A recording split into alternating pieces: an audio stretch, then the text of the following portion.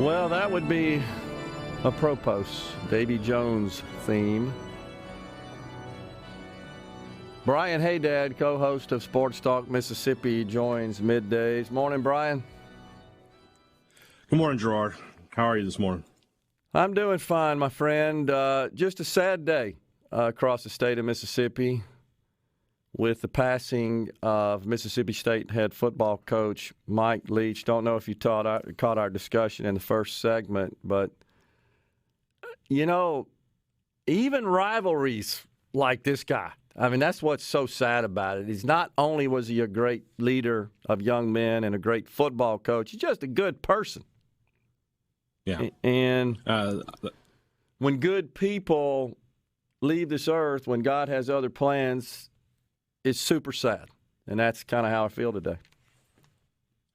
Yeah.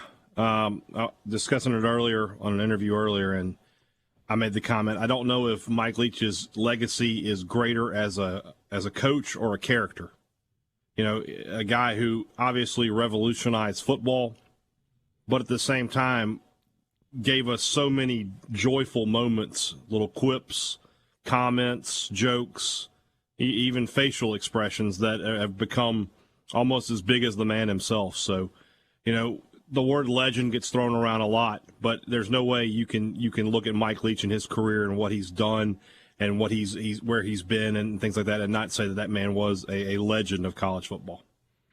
I think there's no doubt about it, and we are blessed to have had him for, albeit a relatively brief period of time, make a stop in his career here in Mississippi at Mississippi State. I just feel like that legacy obviously will live on forever. Yeah, I definitely agree with that. You know, I was thinking actually last night a little bit about, you know, what's that first game going to be like in 2023, that first home game? I mean, talk about an emotional moment here in Starkville, and obviously the bowl game still to be played. You know, what is that going to be like for the team, for the players, for the staff, for the fans? But Mike Leach's legacy, I only said only 3 years here in Starkville, but clearly had the program going in the right direction and was building it in his image and had completely changed Mississippi State from a team that, you know, rarely threw the football to a team that always threw the football and had fans excited about the future at Mississippi State. So just a really sad day. You know, and the thing I keep coming back to is, as a sports guy, you know, like, I'm not really built to cover these things. You know, I don't know how to handle the gravitas of the situation, I guess. So, you know, I just talk and I just do the best that I can. And but it's definitely, you know, I feel like I've done the same interview like 8 times now at this point because I keep having to rehash this. Yeah. And it's something that the width of his reach across the world. I mean, so many people chiming in today on social media about what Mike Leach meant to them, or just an experience that they had with him, and they're all unique. They all seem to have their own story, and it's just really interesting to see it. Yeah, and speaking of social media, the one thing I observed, Brian, that I think is worth pointing out and a bit unique. Don't know that I've seen so many people have their photo taken one-on-one, or maybe them and another member of their family with the coach. I can't think of another coach where you see that much fan access and that many situations where he was willing to be part of a photo. I mean, just tons of them. And a lot of that is because, you know, when you look at his career at Washington State, he walked everywhere. They said he lived right off of campus, and, you know, you catch him walking to campus, and if you talk to him, he'd take a photo with you. But, you know, there's a photo going around today that Ross Dellinger of Sports Illustrated tweeted of him and my wife from Saturday night, where he stopped by my house for a few minutes at our Christmas party. And, I mean, you know, that's what makes it sort of surreal for me, Gerard, is, you know, I saw the man 10, 12 hours before everything started to go south for him. Yeah. And it's kind of tough to wrap your head around when you think about that. The guy was at my house eating brownies and telling jokes, and then, you know, 10 hours later, he's fighting for his life.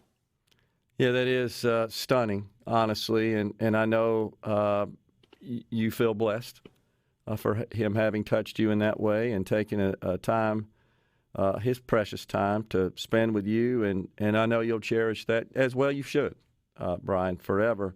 Have you spoken to any of the players at this point? No, and I don't imagine Mississippi State will be making anybody available anytime soon. Everybody needs time to process this grief. This has been a rough year for Mississippi State, Gerard. You think about it, earlier in the year, former MSU assistant Dave Nickel, who had moved on to a job at USC, he passed away tragically. And then, of course, you had the passing of Sam Westmoreland, the football player, during the season. And now this. This has been a rough year for the maroon and white family here in Starkville. But this one is just a massive blow that nobody could have foreseen at any time. And it's so unusual, Brian. I don't know that I can think of too many situations where the head coach at a program like this passes away before the season's over. Essentially, I can't think of that, or while they're in that job. So the last sitting head coach to pass away was Randy Walker at Northwestern in 2006, but that was in the offseason. Okay. He died during the summer. Beyond that, in the SEC, the last sitting head coach, you might remember this name, Gerard Bo Ryan, who had taken the job at LSU, never actually coached a game. Do remember died that. in a plane crash. Yes. Prior to ever taking a job. I mean, so we're talking 40-plus years since something like this has happened. It is a very, very rare occurrence. Extremely unusual. What about anybody else outside the other coaches, the coaching staff? You talked to them yet, Brian, or same deal, just letting them process it and deal with it? Letting them process it, and like I said, Mississippi State, I'm sure we'll have a statement. I do know that later on today on SportsTalk Mississippi, top of the 4 o'clock hour, Dr. Mark Keenum is planning to join us to discuss everything that, and give us his remembrance and his tribute to Coach Mike Leach. So we'll have that. You got to remember Mississippi State right now is in the middle of a search for a new athletic director. Now they'll have to add a search for a new head coach on top of that. Just an absolute whirlwind here in Starkville over the next few weeks with everything going on. And you still have a bowl game to play, and still have National Signing Day coming up to get ready for next season. So it is just an absolute hurricane of activity right up here, and we'll have to see how they get through it. There's no doubt about it. On the C-Spire text line, wanted to pass this on to you, Brian. As opposing optimistic versus hesitant State fans, we disagree a lot, but you've done a very, very good job with handling such a tough situation that comes with no playbook. Both very appropriate, but very honest. Masterfully done. Hey, Dad. Just want to pass that on to you, man. Thank you very much. I appreciate that. I'm just doing the best I can. I don't know what to do, so I just do it. No, you're absolutely right. And so prepping for a bowl game, as you said, on top of everything else, and one that the Bulldogs will be traveling to Florida to play on January 2nd. How poetic is it that they're playing at the Tampa Bay Buccaneers Stadium with the pirate ship in the end zone? It's unbelievable. That is a piece of serendipity or something there that you can't quite wrap your head around if you try to think about it for too long. Yeah, there's no doubt about that. In the last segment, I shared that Texas Tech University, I don't know if you saw that, but they lit up their Jumbotron at AT&T Jones Stadium with a fantastic representation of the coach and with a sword.